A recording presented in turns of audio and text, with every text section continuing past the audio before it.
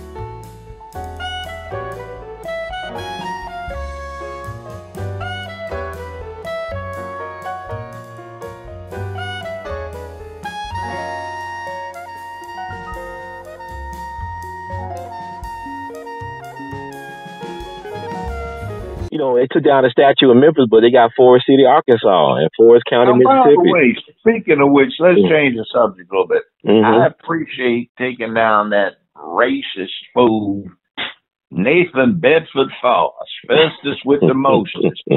And I appreciate taking down that statue of that despicable wretch, Jefferson Davis. But have you looked at that park where the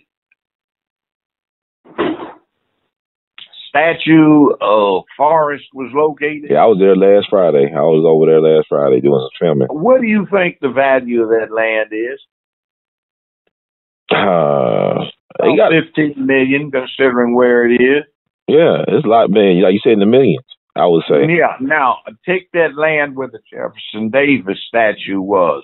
Down on the river, on the bluff. That's some valuable real estate. Yeah, primo. That's about $25-35 million worth of real estate total. They let somebody buy that for $2,500 per parcel. Hell, really? They could have told me. I'd have bought it for $5,000. See, that's the thing. It's like they not being transparent about how they handle these type of things. That will get them in trouble. Really, like how it's the appearance of like you doing some extra stuff behind the scene rather than being transparent and letting folks bid, like letting people in the public bid on these properties. That's the issue. Yeah. So somebody for $5,000 got about $25-30 million worth of property. But that's the same thing that Harrington did with Elkington down on Bill Street. They sold W.C. Handy Park for $1. And that's a valuable real estate. You look at the history and stuff behind it. I mean, it's weird. And I told Doc and everybody else that would listen to AC too, I said, look, the primary leases pay the city $250 a month. These same leaseholds are being subleased for anywhere from $5,000 to $25,000, $35,000 a month. Wow. Since the leases have run out almost 30 years ago, the city ought to exercise eminent domain, give everybody 2 months worth of rent, $250. That total $500. When you multiply it by 2, confiscate those leases, and then lease them out to people who are actually running clubs. At say $1,500 or $2,500 a month.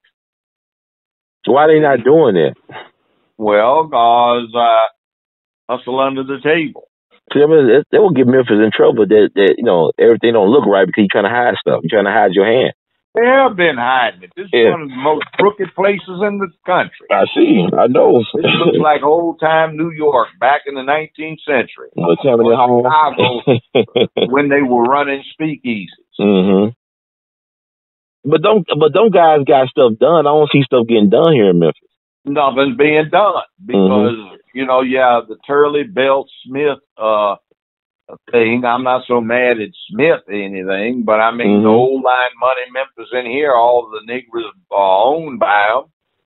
You know, you look at Cohen. Cohen hasn't done a damn thing except for gay folk and Turley and Belts and that bunch. And and he's running around harping about he wants to get Trump impeached. So damn what? Do something for the people. He hasn't done anything for the black middle class or for the white one, by the way. Who is that, Cohen? Cohen. And then if you look at Harold Ford Jr., he didn't do anything for the black or white middle class. Oh, no. His daddy, Harold Ford Sr., damn sure did. You know, but my thing with the issue with Cohen is like black folks down here treat politics like church. It's an emotional high. They just, when you talk about Cohen with black folks, it's all about, he made me feel good about myself, but he ain't getting nothing done. You getting your house foreclosed on. You can't find no living wages. You can't support a family, and you live in one of the poorest cities in America. We should be poor. And look at the dynamics. You see, whoever wins the Democratic primary is going to be the congressman. Yeah. Unfortunately. Because it's an overwhelmingly Democratic district, the 9th district. Why in the devil is someone like Isaac Richmond running for Congress for the umpteenth time to help divide the vote? So you have 1, 2, 3 blacks in it. One of them nowhere near somebody that ought to be involved in it. And then you have Cohen, so he's going to be the Democratic nominee. And what's going to happen? He'll be the congressman again. That's how he got it in the first place, right? They had 14 colored folk running in the primary. But that's how he got in. Nobody was sense enough to curb their egos and say, They should have let Julian Bolton have a shot at it. He would have made a good congressman. But that's how Cohen got in the first time. They split the black vote. That's what I'm saying. Yeah. The viable candidate was Julian Bolton, and then they got 13 other no-consequence Negroes that put their egos out there and divided that vote in the Democratic primary 14 different ways so Cohen can sneak in. But I can say, if not Julian Bolton, why not Nikki Tinker? Like, why did Harold Ford Jr. didn't get behind her and really put the political Why would we want her? I'm not saying, I'm just saying anybody could have ran. Like, okay, Harrington got in on the People's Convention thing. Why can't we, like, Strickland's going to stay in office because the black vote going to be split again? I know. Yeah, it's divide and conquer down here.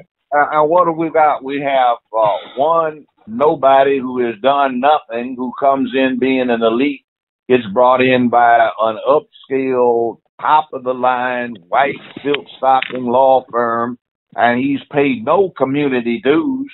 And then we got a crook. You're talking about Lee Harris, right? Lee Harris. Lee Harris. Yeah, he was a high school classmate of mine, class of 97 for him. But yeah, then Sidney Chisholm. He wears the white hat, though. Yeah, Chisholm can walk through the hood, but, goodness gracious.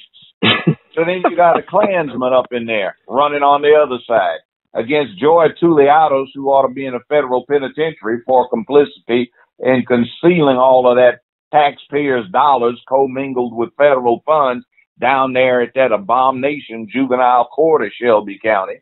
Wow. But our people don't do our homework. We don't do the homework though. It's like we go to church and don't read Bibles. A lot of folks go to church and they're not biblical scholars. They treat their politics like they're going to get order a chicken dinner. That's the problem with black folks in politics right now. You know what I'm bothered by right here as I'm contemplating it. 50 years ago, 1968, 67, some of us were trying to do stuff. Never in my worst, most fevered dreams off of whatever, did I imagine that it would deteriorate back to that point and get worse like it has now. Right. I'm so disappointed. Judge, what should we do? I said, why in the devil are you asking me, a soon-to-be old man, what to do? You're supposed to have the ideas. But we don't know the history, though. Like, by them, like, you should be, what you're telling me on our shows should be a part of the curriculum at school. It should be taught in civics and history. They don't even teach home ec no more. They don't teach no home ec. They don't teach no vocational stuff. They don't teach no civics or anything. So people are dumbed down right now. And see, they're supposed to pass these standardized tests that miss one thing entirely. They do not teach cognitive skills. They do not teach the children to be critical and analytical. They don't want critical thinkers right now. And logical. Yeah. And half of it is because black parents don't want white teachers going off on their kids and white Parents don't want black teachers going off on their kids. This is some racist mess. And as a result, the great American public education system has gone to hell. Yeah.